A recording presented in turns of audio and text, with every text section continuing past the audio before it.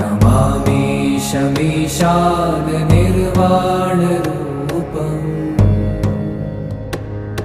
विभुं व्यापकं ब्रह्मवेदस्वरूपम्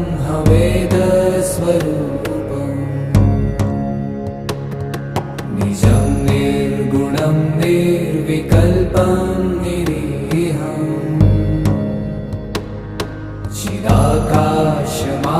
चिदाकाशमाकाशवासं भजेऽहम्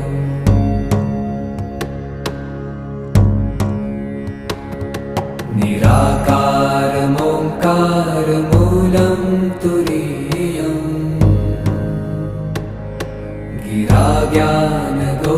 गिराज्ञानगोतीतमीशं